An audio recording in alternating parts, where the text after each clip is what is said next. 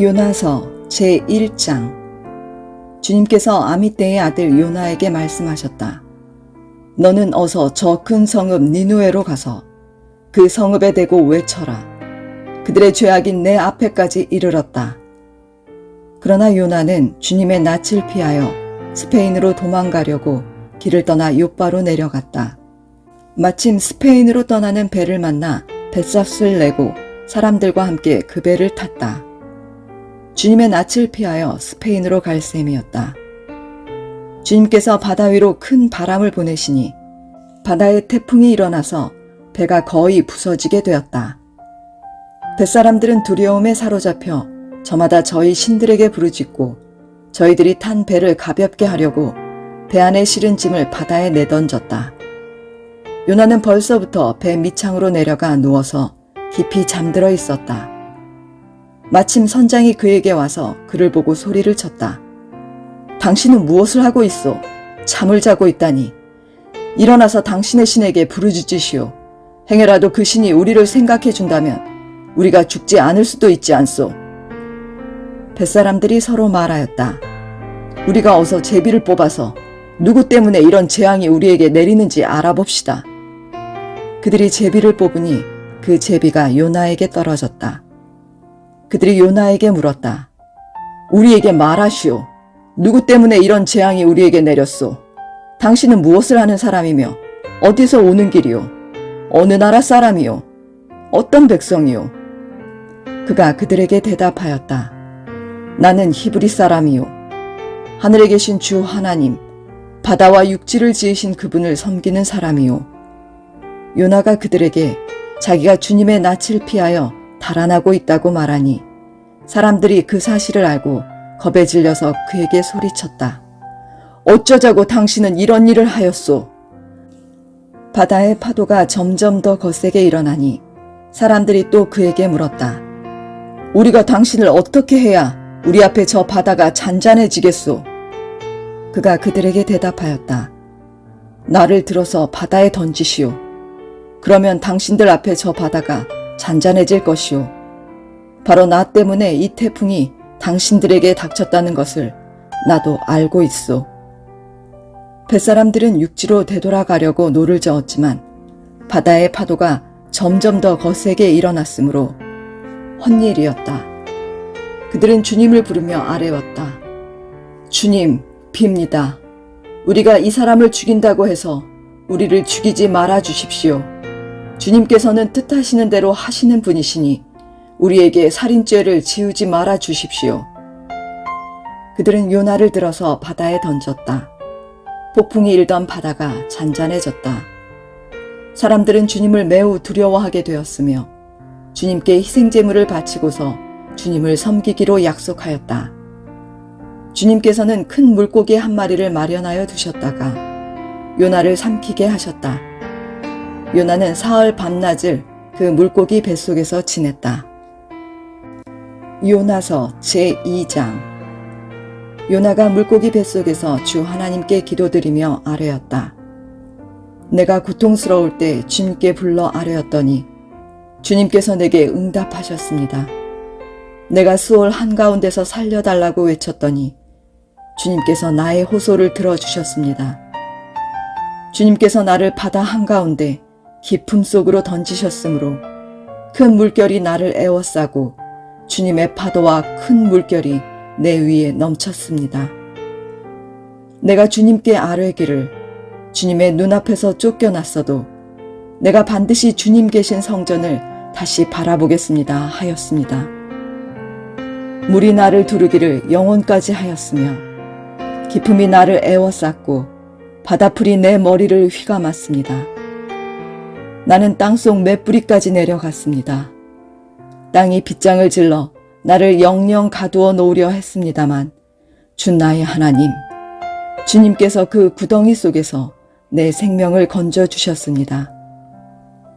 내 목숨이 힘없이 꺼져갈 때에 내가 주님을 기억하였더니 나의 기도가 주님께 이르렀으며 주님 계신 성전에까지 이르렀습니다. 헛된 우상을 섬기는 자들은 주님께서 베풀어 주신 은혜를 저버립니다. 그러나 나는 감사의 노래를 부르며 주님께 희생제물을 바치겠습니다. 서원한 것은 무엇이든지 지키겠습니다. 구원은 오직 주님에게서만 옵니다. 주님께서 그 물고기에게 명하시니 물고기가 요나를 못에다가 뱉어냈다. 요나서 제3장. 주님께서 또다시 요나에게 말씀하셨다. 너는 어서 저 큰 성읍 니누에로 가서 이제 내가 너에게 한 말을 그 성읍에 외쳐라. 요나는 주님께서 말씀하신 대로 곧 길을 떠나 니누에로 갔다. 니누에는 둘러보는 데만 사흘길이나 되는 아주 큰 성읍이다. 요나는 그 성읍으로 가서 하룻길을 걸으며 큰 소리로 외쳤다. 40일만 지나면 니누에가 무너진다. 그러자 니누에 백성들은 하나님의 말씀을 믿고 금식을 선포하고 그들 가운데 가장 높은 사람으로부터 가장 낮은 사람에 이르기까지 모두 굵은 베옷을 입었다. 이 소문이 니누에의 왕에게 전해지니 그도 임금의 의자에서 일어나 걸치고 있던 임금의 옷을 벗고 굵은 베옷을 입고 잿더미에 앉았다. 왕은 니누에 백성에게 다음과 같이 선포하여 알렸다. 왕이 대신들과 더불어 내린 칙명을 따라서 사람이든 짐승이든 소떼든 양떼든 입에 아무것도 대서는 안 된다. 무엇을 먹어도 안 되고 물을 마셔도 안 된다. 사람이든 짐승이든 모두 굵은 베옷만을 걸치고 하나님께 힘껏 부르짖어라. 저마다 자기가 가던 나쁜 길에서 돌이키고 힘이 있다고 휘두르던 폭력을 그쳐라. 하나님께서 마음을 돌리고 노여움을 푸실지 누가 아느냐.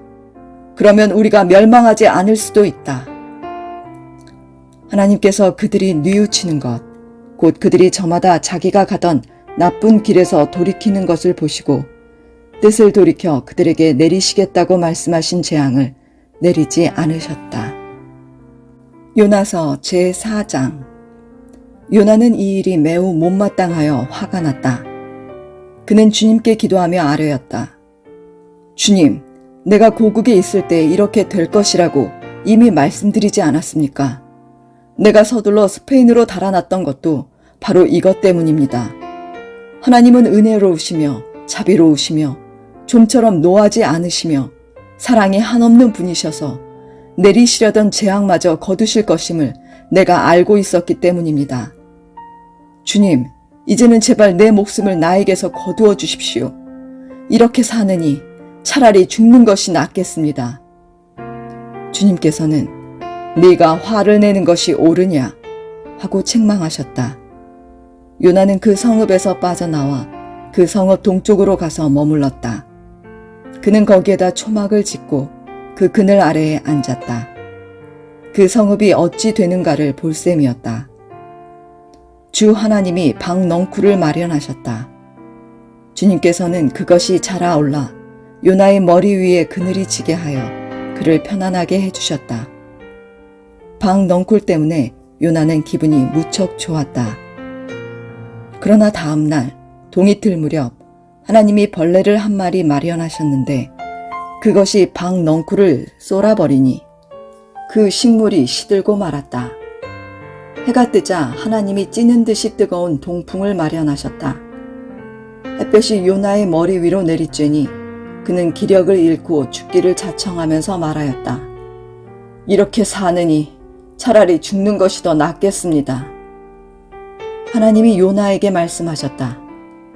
방넝쿨이 죽었다고 네가 이렇게 화를 내는 것이 옳으냐?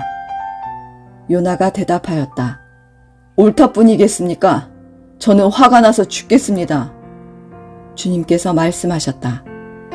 네가 수고하지도 않았고 네가 키운 것도 아니며 그저 하룻밤 사이에 자라났다가 하룻밤 사이에 죽어버린 이 식물을 네가 그처럼 아까워하는데 하물며 좌우를 가릴 줄 모르는 사람들이 12만 명도 더 되고 짐승들도 수없이 많은 이 큰 성읍 니누에를 어찌 내가 아끼지 않겠느냐.